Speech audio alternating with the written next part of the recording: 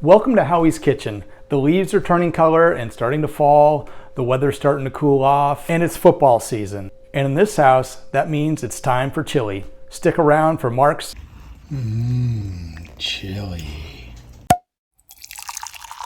To begin, you want to take a large stock pot or a Dutch oven and start heating up about 1 to 2 tablespoons of olive oil over about medium heat.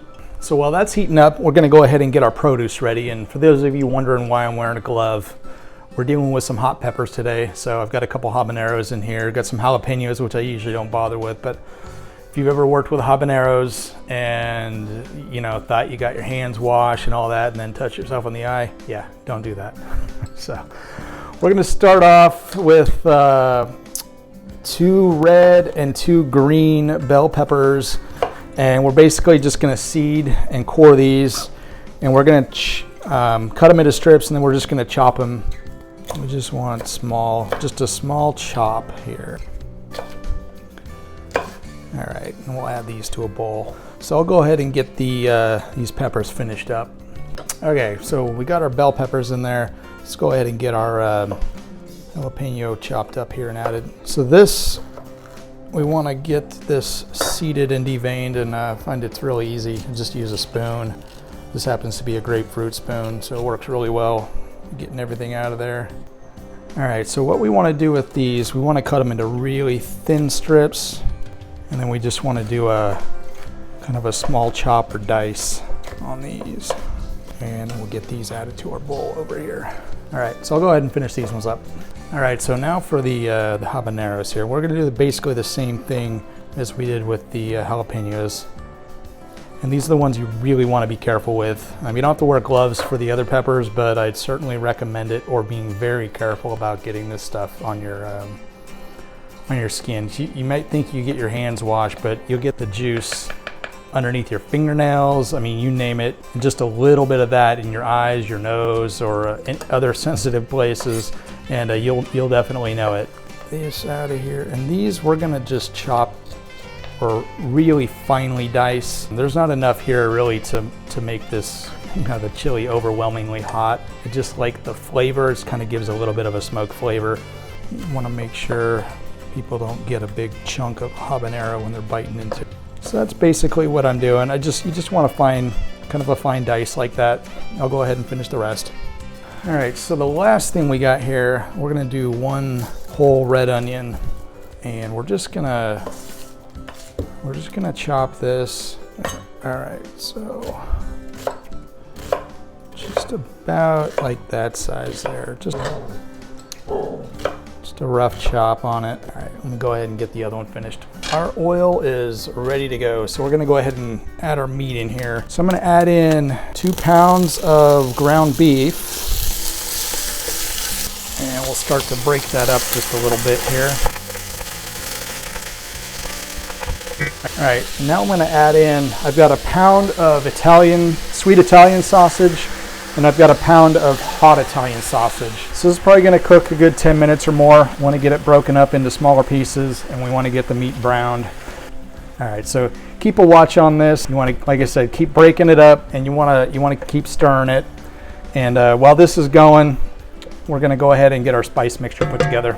Okay, so to a small bowl, we're gonna add 4 tablespoons of chili powder, 2 tablespoons of smoked paprika, 2 tablespoons of cumin, 2 teaspoons of onion powder. We're gonna add a teaspoon of garlic powder. I've got 2 teaspoons of ground oregano, a teaspoon of cinnamon, 2 teaspoons of Ancho chili powder, and 2 teaspoons of chipotle chili powder. And I have got 1 teaspoon of cayenne. And lastly, we've got a teaspoon of red pepper flakes. We'll go ahead and just mix that together a little bit. While our meat's still browning, I'm gonna go ahead and get this seasonings added in here. I didn't add any salt in. I usually hold that till the very end. I'll taste it, taste the chili and make sure it determine how much salt it needs, I guess is what I'm trying to say here. You're gonna get a little bit of salt from the tomatoes and some of the beans and stuff like that, so I usually wait. So I'm gonna continue letting this meat brown, probably about another 5 minutes or so, and then we'll come back. All right, our meat's looking here pretty good here, so I'm gonna go ahead and add the rest in. So I've got 2 cans of kidney beans, and these have been drained. I've got 2 cans of pinto beans, and lastly, I have got 2 cans of black beans. So I got all the beans covered.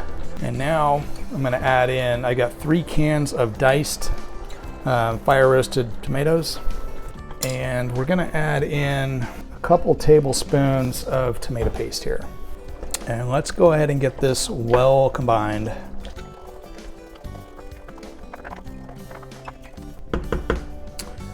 So we're also gonna add in about 2 tablespoons of Worcester sauce, and we're gonna mix in our produce, so our peppers and our onion.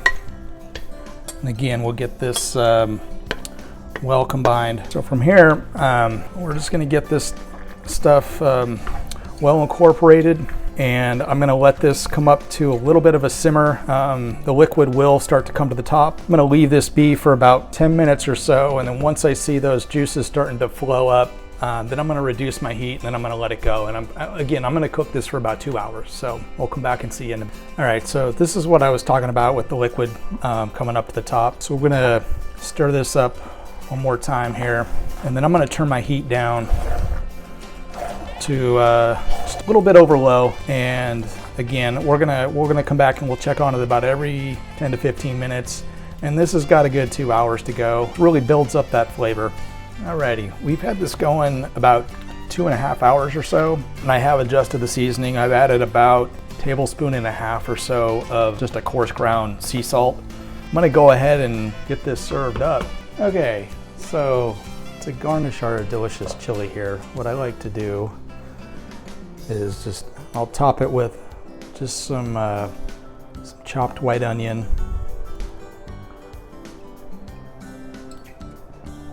I'll give her a little cheddar cheese here, just a dollop of sour cream, and to add a little color, just a touch of cilantro. There you go, folks. There is Mark's Kitchen Sink Chili. Hope you enjoy it. Thank you.